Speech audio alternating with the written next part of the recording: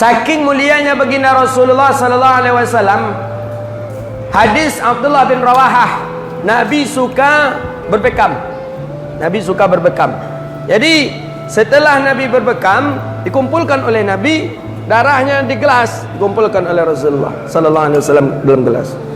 Kata Nabi kepada Abdullah, engkau buanglah darahku ini fi makanin la yarahun nas. Engkau buanglah darahku ini di tempat yang tak ditengok oleh orang. Itu kata Nabi kepada Abdullah bin Rawahah. Baik ya Rasulullah, akan saya buang ya Rasulullah. Datanglah, pergilah Abdullah bin Rawahah, jauh tempatnya, jauh tempat ditengok orang, tak nampak orang sana sini, tak nampak.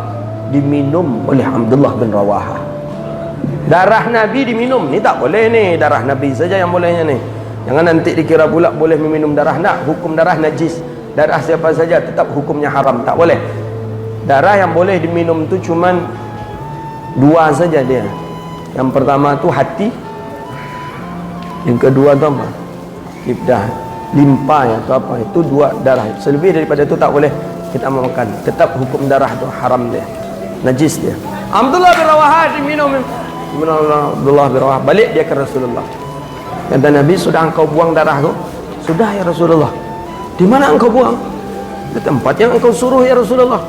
Nabi bingung, di mana? Fi makanin la yarahun nas, di tempat yang tak ditengok oleh manusia ya Rasulullah.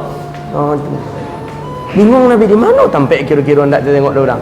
Ditanya oleh Nabi balik, di mana tempat yang tak ditengok oleh orang? Kata Abdullah bin Rawahah, syaratu ya Rasulullah, aku minum darah engkau tu ya Rasulullah. Kata Nabi, apa kata Rasulullah? Ini banyak riwayat yang menjelaskan, berbeza-beza riwayat. Katanya yang saya dapat tu, kata baginda Nabi, man khallata damuhu ma'adami dakhalal jannah ma'i. Siapa yang bercampur darahnya dengan darahku, maka dia akan masuk surga bersamaku. Beruntung Abdullah bin Rawahah. Untung Abdullah bin Rawahah kau tak luri-luri tabung kalau bahasa awak ni.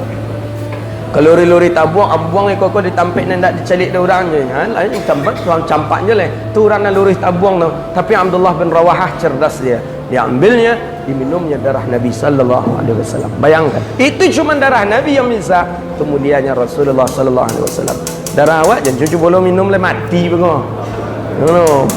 Najis itu tak boleh. Cuma darah baginda Nabi. Dan Nabi pun tak mengizinkan sebenarnya untuk diminum, memang untuk dibuang. Tapi dah diminumnya, ya bagaimana? Karena saking mahabbahnya, ingin dia darah dia itu ada bersama darahnya Rasulullah sallallahu alaihi wasallam. Ada yang mengatakan, maka sangat beruntunglah orang yang pernah dia mencicipi darahku, kata baginda Nabi. Banyak khilaf daripada ulama hadis dalam meriwayatkan itu tanda mulianya Rasulullah sallallahu alaihi wasallam. Mana lagi mulianya Nabi sallallahu alaihi wasallam?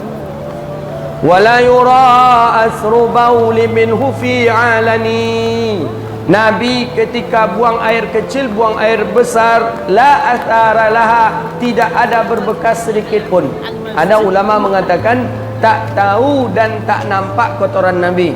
Ketika Nabi buang air, langsung ditelan oleh bumi. Tak berbekas dan tak berbau, sehingga tak tahu orang di mana Nabi sallallahu alaihi wasallam tu ketika buang air kecil bagaimana. Tak nampak dalam riwayat. Tak ada. Maka sehingga Ali, kalau tak salah, bin Abi Talib yang menyaksikan ketika itu, baginda Nabi yang menceritakan. Jadi Nabi berjalanlah Nabi sallallahu alaihi wasallam nak buang air. Nak buang air. Ini ada dalam Nurul Yakin. Ada dalam riwayat pohon kayu yang mendekati Nabi. Ada mengatakan pohon kayu mengucapkan salam ke Rasulullah sallallahu alaihi wasallam. Ketika Nabi berjalan Nabi, pohon kayu kiri kanan mengucapkan salam dia kepada Rasulullah sallallahu alaihi wasallam. Assalamu alayka ya Rasulullah. Ini kita dah sakit perut ni, nak buang air. Assalamu alayka ya Rasulullah. Mengucapkan salam juga lagi. Di akhirnya Nabi tanya, man balagh alaihi salam. Siapa mengucapkan salam? Rupanya mengucapkan salam itu adalah batang kayu dan batu yang ada di sekeliling baginda Rasulullah sallallahu alaihi wasallam. Maka kesimpulannya, Nabi adalah orang mulia, maka layaklah beliau untuk kita peringati hari kelahirannya. Tapi bukan sampai di sini saja. Kita memperingati hari kelahiran Nabi yang mulia ini, tentu kita mengamalkan sunnah beliau. Sunnah Nabi, banyak sunnah Nabi itu yang belum kita amalkan. Banyak. Sunnah Nabi itu bukan dua saja. ratusan sunnah Nabi. Orang hari ini menganggap sunnah Nabi itu dua saja. Dua, mana dua? Janggut cik, celana cingkrang cik. Itu aja sunnah ada orang kini tu. Yang lainnya tak sunnah. Padahal sunnah Nabi banyak. Banyak sunnah Nabi yang ditinggalkan orang hari ini. Bukan yang dua. Dua tu betul sunnah. Tapi banyak lagi sunnah Nabi.